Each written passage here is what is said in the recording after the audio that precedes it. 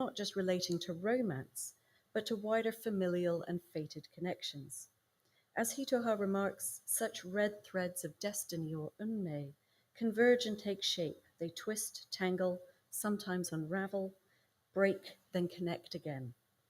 This is the central philosophical thread that runs through Shinkai Makoto's 2016 film Kimi no Nawa, known of course in English as Your Name, that people can be connected across time and space by an ultimately unbreakable thread of destiny. When Kimi no Na wa broke local and international box office records for Japanese cinema, surpassing the likes of Miyazaki Hayao's Spirited Away, the film's story of cross-gender body swap and body swap motif were subject to extensive analysis by academics and journalists alike. In the film, Miyamizu's granddaughter Mitsuha wishes to be transported away from her life in the lakeside village of Itomori, and wakes to find herself in the body of a Tokyo-based boy named Tachibana Taki. The two swap back and forth in the first act of Your Name, producing the kind of body swap comedy made famous by Hollywood films like Freaky Friday in the 1970s. However, as Mitsuha and Taki's continual swapping of bodies and points of view draw them closer to one another, new mysteries are revealed and a deeper story emerges. Kimi no Na wa is woven together out of this alchemical mix of traditional and contemporary reference points that belie the film's seemingly simple surface genre of body swap comedy. Kimi no Na wa is a highly literate film, effortlessly citing and reworking ideas just as its characters are depicted learning in classrooms, as we can see with Mitsuha here. The film's narrative reflects on Japanese history, revealing that Itomori was formed in the crater of a meteor strike some 1,200 years before Shinkai's film takes place. This itself is then recycled as the film's major threat as another meteor comes and imperils Itomori. Mirroring this, Shinkai has claimed a Heian period tale, the Torikaibaya Monogatari, as one of the film's key touchstones. This tale is about the lives of courtly siblings, one female and one male, who are happiest when embodying the other's gender. This is the origin point that Shinkai cites for his film's body swapping themes, some distance away from Hollywood genre comedies. As the tale explores how siblings find happiness through inverting gender roles, just as Mitsuha and Taki help to improve one another's lives. This is where a second major adaptive thread is woven into the fabric of Your Name by Shinkai. Shinkai's version of Kimi no Na wa incorporates elements of its radio play, film, and television drama namesakes. Beginning in 1952 as a radio drama, then quickly adapted into a trilogy of films between 1953 and 54, and then replayed as an asadora or morning drama on television, the previous iterations of Kimi no Na wa have tended to function on the surechigai. Hard to translate into English, but it kind of means ships that pass in the night. So focusing on missed opportunities for love between central characters, extending their longing for one another across multiple episodes and even multiple films in a series. We see this refract Shinkai's atemporal use of storytelling in Kimi no Na wa and in Mitsuha and Taki's growing appreciation for one another, as well as in their romantic misadventures with other characters.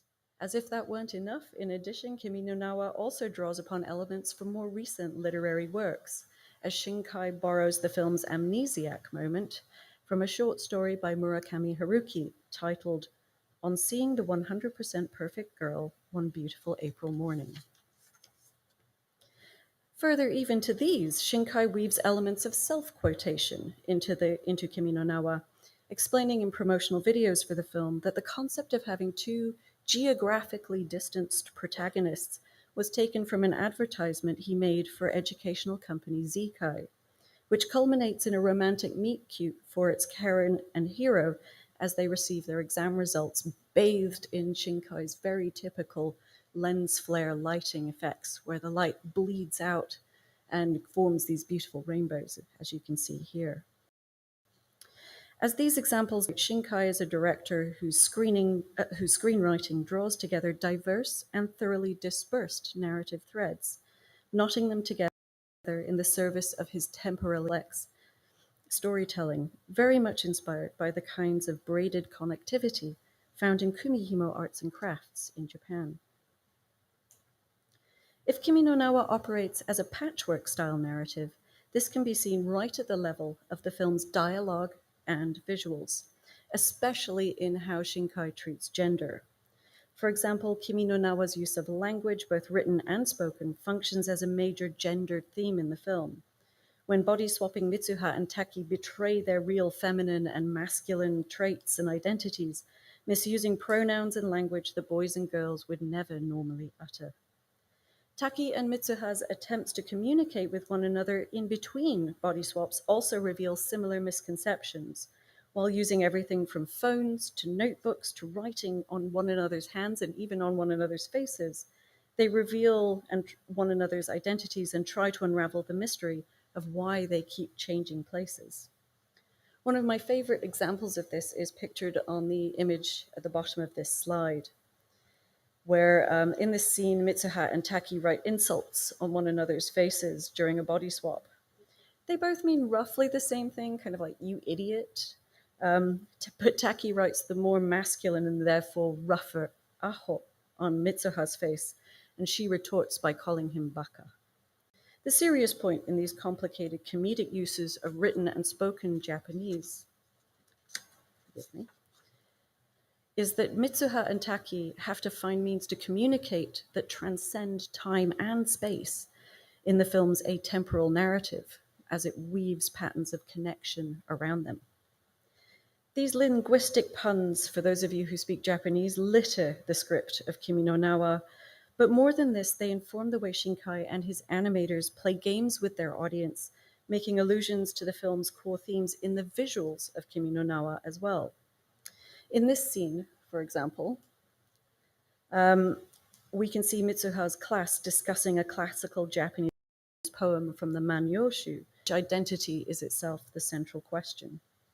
The film's visuals have been animated through, as you can see in these examples, digital technologies, which allow for the compositing of hand-drawn images with photography and also computer-generated imagery. The visuals in Kimi no Na wa, therefore, construct another layer of knotting, blending illusion and allegory within the film. Kumihimo, the braids that Hitoha and the Miyamizu granddaughters make, become a recurrent visual motif within these imagistic games. The one seen here in Mitsuha's hair is passed back and forth between Mitsuha and Taki throughout the film, coming to symbolize the red thread of destiny that connects them. And you can see that here in this image, where the loose threads at the end of the braided Kumihimo, literally transform into the thread of destiny that connects our two characters. These kinds of transformation or metamorphosis are another animation technique that Shinkai relies upon in Kimi no Na wa to ensure that the points and indeed the jokes of his film land.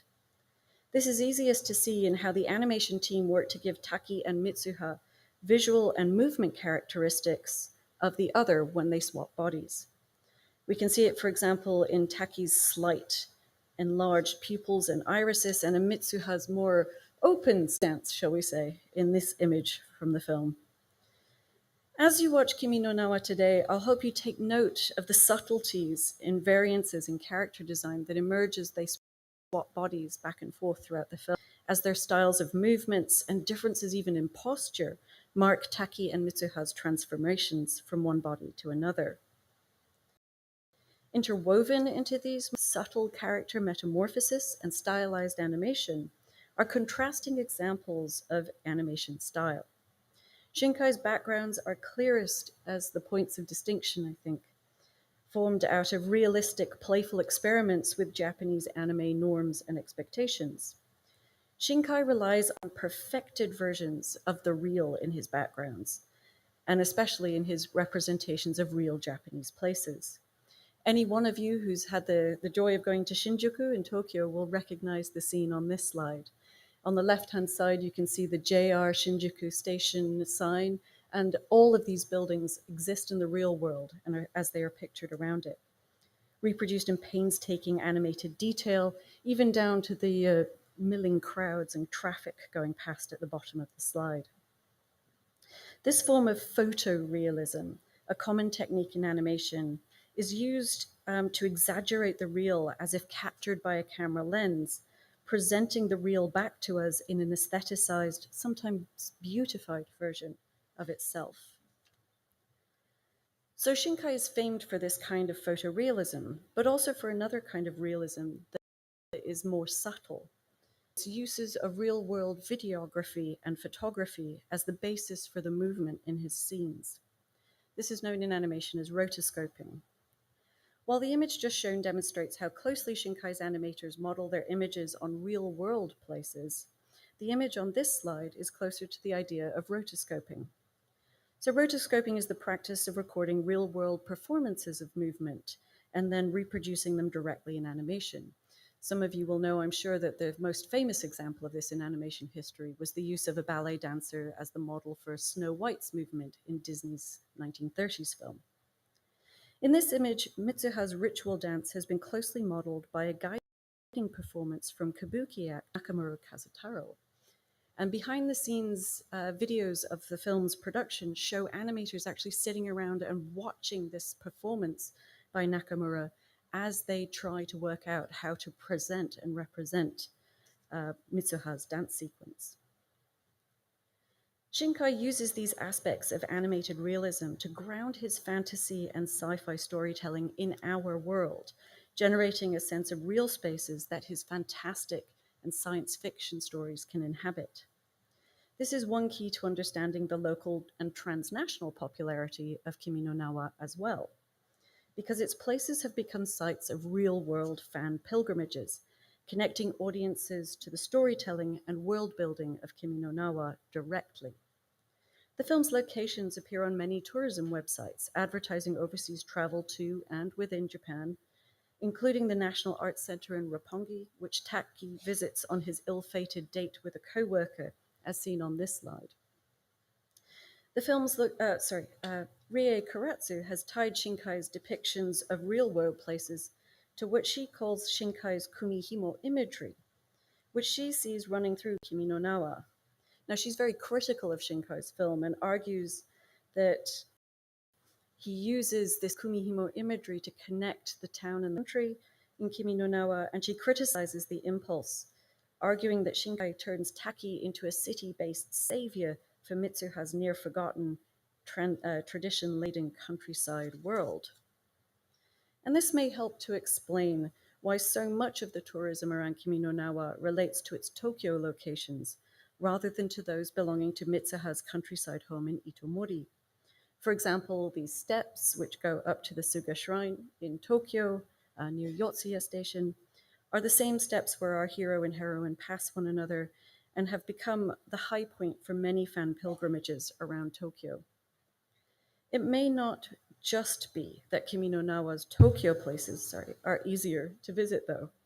Itomori, Mitsuha's home in Gifu Prefecture, though based on real reference points, is an invention. It's a fantasy. Itomori is another linguistic pun from Shinkai, translating roughly to protective or protecting threads. It's the site of Kimi no Na wa's fantasy, the place where Taki can traverse time to meet with Mitsuha, the place where traditional logic to enter the otherwise meticulous representations of our mundane world. As such, despite Mitsuha's desire to escape the countryside of familial tradition, which she feels trapped, Itomori has a powerful, almost magnetic pull for these characters. It is in and around the scenes in Itomori that I believe some of Kimi no Na wa's most exciting animation has been created. It's true that it is Tokyo-based Taki who stands out as a savior in Itomori, working towards finding a way to cross time to save Mitsuha and her hometown from an upcoming meteor strike. But contrary to Karatsu's claims, it is equally Mitsuha's family traditions that afford, afford Taki the means to make his magical journey. The film's animation comes from a high-profile rosters of animators, including ex-Ghibli animators like Ando Masashi, who acted as the character designer. And so the fact that Itomori becomes a place of magic should come as no surprise. I would ask you to watch for the moments like this one showing on the screen right now, where Shinkai's talented animators weave non-realistic animation into his otherwise fundamentally real story. In the sequence, you can see on the screen the comet that threatens Itomori is in of destiny to her. And in doing so, it's not the film's touristic realism that unites the central character saves the day. It's not Tokyo, but rather a return to the animistic Shintoism and tradition Koha first introduces. So as you watch Manawa, I hope that you'll note the moments not just aesthetic and gameplay, but those in which Shinkai and his animators speak and break away from norms. As we just saw, these moments act like applique added on top of Kimi no Nawa's otherwise anime-inspired photorealistic norm. They break with anime traditions to incite us to imagine other ways of depicting the world.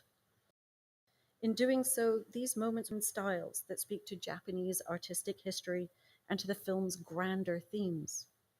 If Kimi no Nawa sits on a loom threaded by destiny, then the weave of Shinkai's film is comprised of a near photorealist aesthetic reflective of contemporary Japanese life, while the weft presents us with a contrasting focus on tradition and art, as well as fantasy. These unite together in a musubi knotting pattern, generating for us a tapestry that speaks to some of Shinkai's core filmmaking concerns, most notably the elasticity of time and the potential of the animated form. I hope you enjoy the film this afternoon, and thank you all so much for listening.